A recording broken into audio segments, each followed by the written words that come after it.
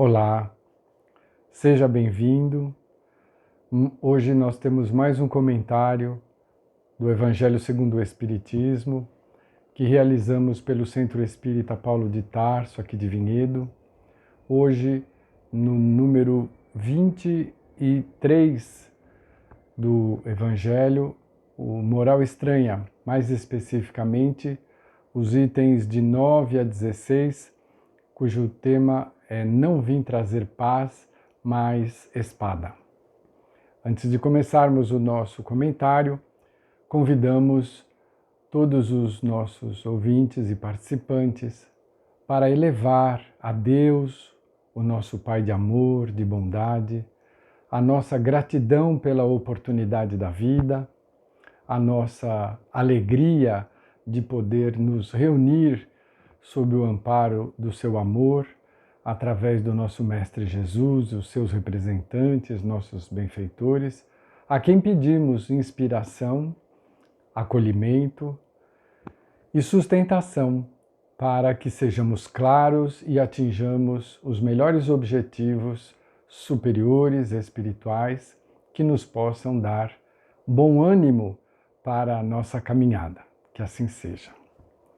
Bem, esse subtítulo e mesmo o tema do capítulo 23, Moral Estranha, é uma estratégia dos nossos benfeitores, do próprio Kardec, porque ali as afirmativas de Jesus que contém ali precisam ser melhor entendidas, compreendidas. Então, Jesus, que é considerado o príncipe da paz, o nosso grande condutor, o nosso modelo, ele não diria uma situação como essa. Eu vou ler Mateus para ficar mais claro. Mateus no capítulo 10, versículos de 34 a 36, na tradução do Haroldo Dutra Dias. Não penseis que vim trazer paz sobre a terra. Não vim trazer paz, mas espada. Pois eu vim separar o homem de seu pai, a filha de sua mãe e a nora de sua sogra. E os inimigos do homem serão os membros da sua casa. Então, para o príncipe da paz, uma afirmativa como esta soa muito assustadora. E nós vamos analisar com um pouco mais de cuidado algumas afirmativas contidas aqui no Evangelho de Mateus. Primeiro, deixando claro quem é Jesus para nós. Nós temos em Jesus o nosso grande aliado, o nosso mais elevado aliado espiritual. Ele nos foi oferecido pela misericórdia de Deus, que tomou em Jesus um espírito que atingiu as culminâncias da evolução, atingindo a condição de pureza. E nessa condição, os espíritos se dedicam à obra de Deus, dividindo com o Pai os processos de criação e encaminhamento, de iluminação. É nessa condição que nós temos Jesus, o nosso governador planetário, no dizer de Leon Denis, aquele que acompanhou a formação do nosso planeta. Ele preparou-nos a casa planetária para nos receber. Isso ao longo dos bilhões de anos. Somos espíritos imortais, temos uma longa e vasta jornada em busca de evolução. E nesta evolução já encontramos Jesus como um Cristo planetário, como alguém que nos acompanha a evolução e o desenvolvimento.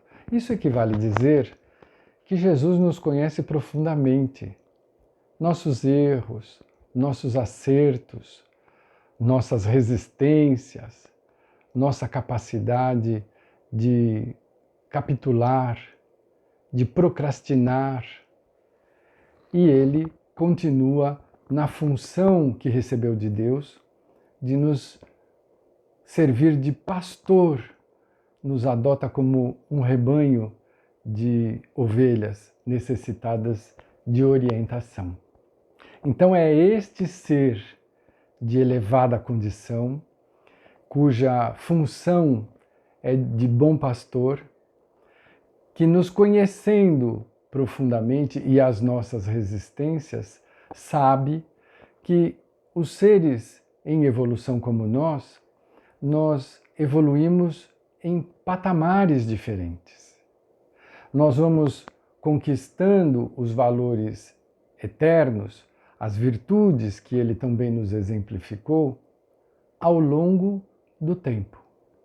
E que todos nós convivemos dentro de um grupo de seres que não somos idênticos. Cada um de nós está num momento, num patamar diferente de evolução moral e espiritual.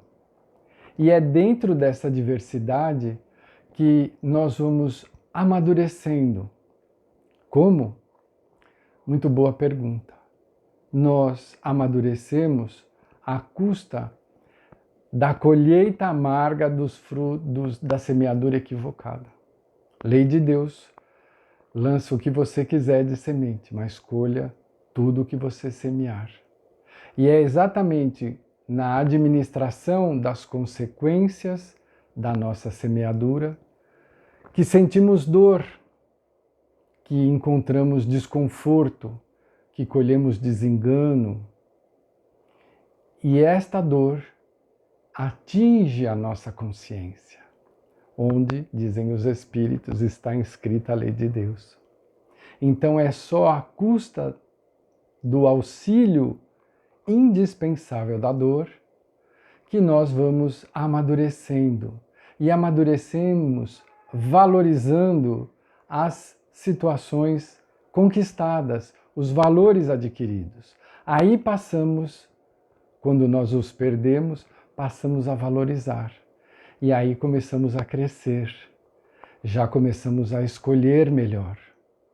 Que essa é a grande função da evolução.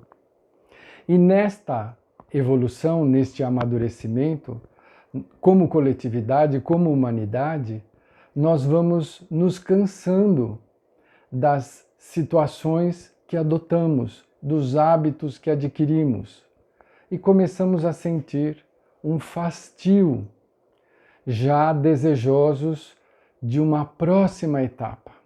Foi exatamente nessa condição que o Mestre Jesus nos visitou no ano zero, quando já estávamos entediados daquela lei de Talião, da intolerância, da crueldade, do rigor, onde nós tínhamos escravidão, guerra, matança, separação e venda de familiares, tudo autorizado pelo momento, pela lei, a lei humana.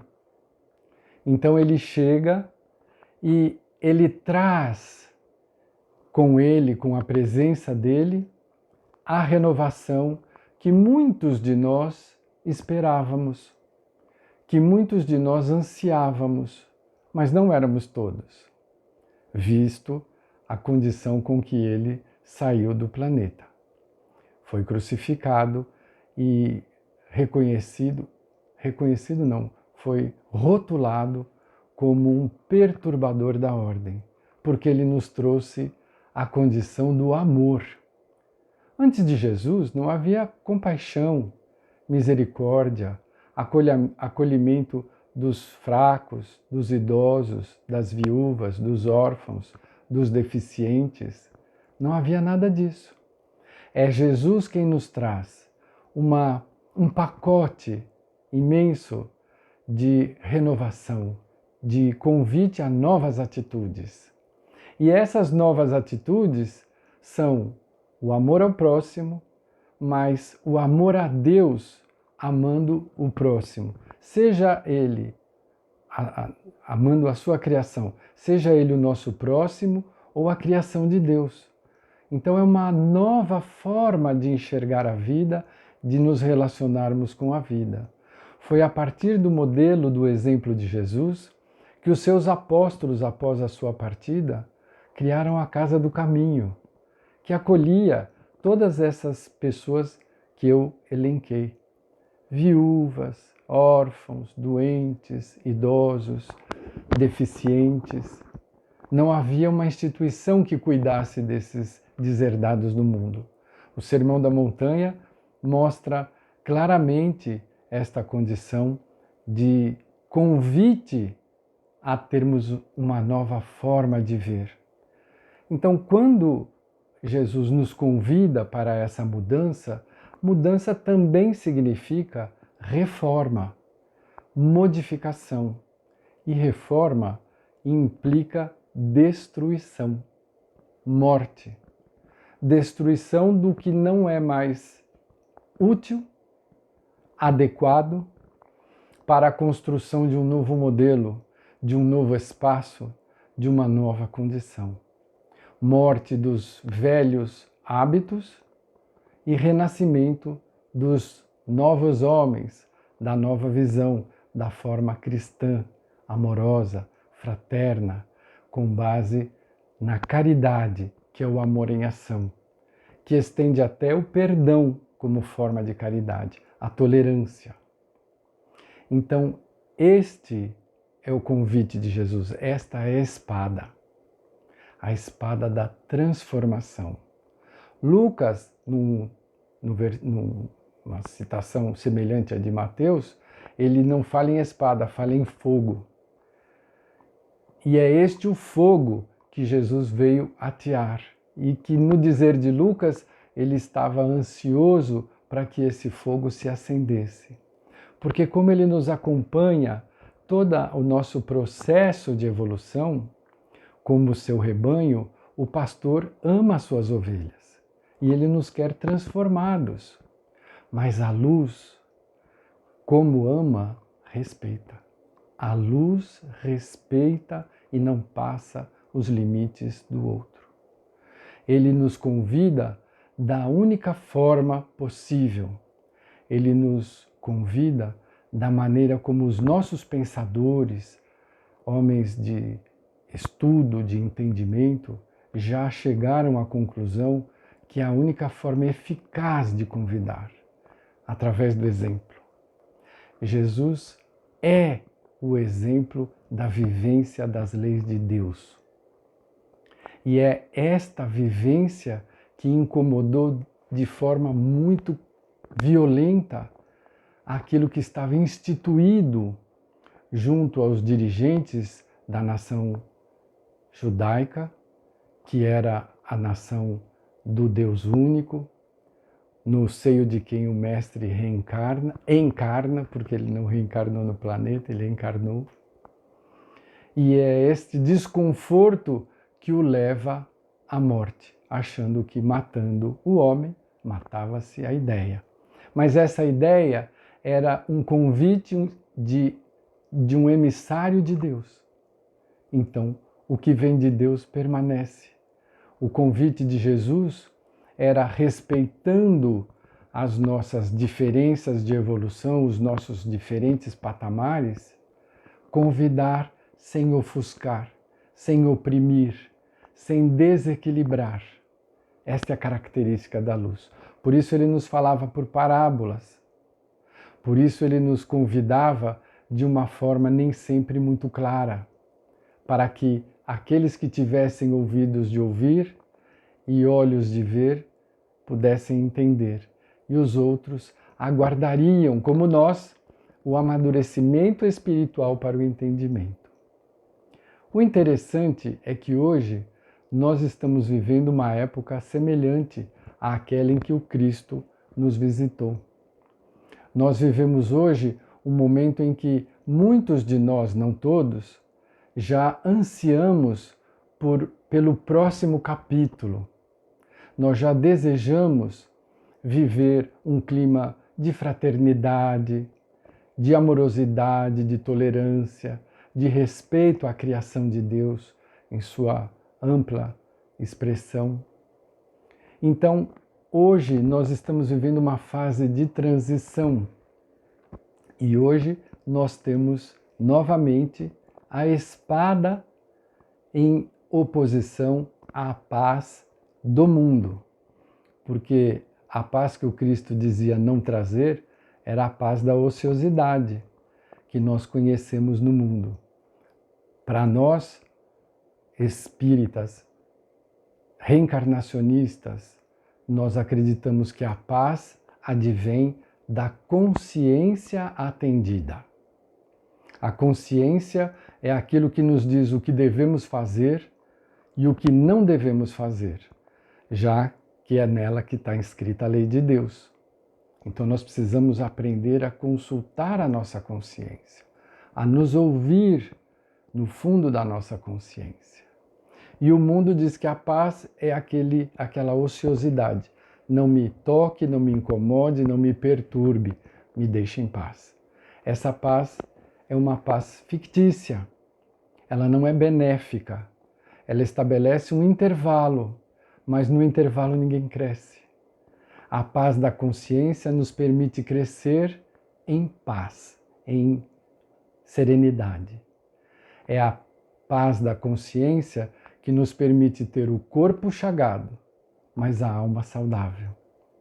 Então, esta paz o Cristo nos traz através da espada, através da luta, mas não a luta de tentarmos convencer os nossos entes com os quais convivemos no lar, no ambiente de trabalho, na casa espírita, na sociedade, que eles devem fazer isto ou aquilo. Esta postura não está adequada. Já é uma roupa que não nos serve. Precisamos de hábitos novos. O hábito de cobrar de nós a transformação que desejamos ver no outro. E permitir que o outro, no estágio em que ele se encontre, ele faça aquilo que lhe aprouver. Não sermos nós a apontar o dedo, mesmo dentro de casa, mesmo com as pessoas queridas. Não cobrar do outro, não criticar o outro, não acusar o outro, mas entender que o outro está num momento diferente. Se hoje eu aceito a convivência fraterna, a tranquilidade, vamos exercer todo o nosso direito de não revidar o desequilíbrio que chega até nós. Então nós vamos exercer o silêncio, nós vamos exercer o afastamento temporário que evita o atrito desnecessário, nós vamos agir a nossa vontade, imperando a determinação que escolhemos de seguir a Jesus. E não vamos cobrar do outro o que ele está fazendo ou deixando de fazer. Aí nós vamos transformar os inimigos domésticos em aliados da nossa evolução. Se eles aceitarem o convite, que alegria, que festa! Mas se eles não aceitarem porque não estão maduros o suficiente, nem assim nós vamos perder a nossa vontade, o nosso foco, a nossa determinação. Faremos mesmo sem o aceite do outro. E isto é capaz. Nós somos capazes de estabelecer dentro de nós mudanças grandiosas, com determinação. Lembremos de Jesus, que nos falou: tudo o que eu fiz, vocês podem fazer e ainda mais. Por quê? Vós sois deuses. Então ele nos convoca a entender e a compreender e a assumir as potências da nossa alma. Potência do amor, do entendimento, da tolerância, da renúncia, da alegria de servir. Quer ser o maior? Seja aquele que serve.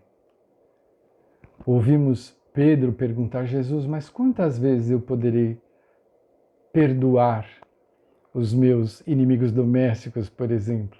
Será que até 7? Porque a gente gosta de se economizar. Será que até 7? E o mestre diz: não, Pedro. Quantas vezes forem necessárias, você estende o perdão. Porque aquele que não perdoa fica vinculado com a mágoa, com o erro, com o desconforto. Então quem perdoa, na verdade, se liberta, compreende, entende a necessidade do perdão. Não está desculpando o erro do outro. Está se isentando de atrelar-se ao desconforto de permanecer em guerra, em contenda, em desarmonia.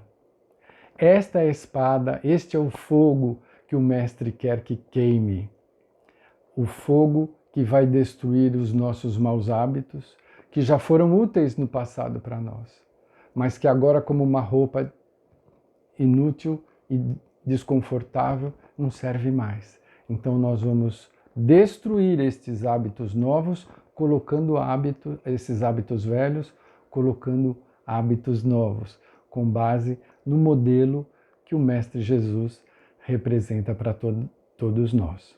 Aí sim, nós poderemos dizer que um dia bonito, um dia bom, nem sempre é um dia de sol, mas certamente é um dia em que a nossa consciência está atendida. Muita paz a todos. Rogamos ainda a Jesus que nos permita, do fundo do nosso coração, vibrar a melhor possibilidade, a nossa fé, a nossa capacidade de ter esperança, de acreditar na supremacia do bem, do amor, da misericórdia, para estender vibrações de muita paz a envolver todo o nosso planeta, especialmente as regiões em guerra, em conflito, para que atinja encarnados, desencarnados, população, dirigentes, para que a presença de Jesus toque os corações e dissolva as sombras, o desentendimento, a agressividade, a belicosidade. Que a paz se instale em todos os corações, esforçando-nos para que ela se instale primeiro no nosso próprio. Que Jesus nos ampare e boa semana a todos.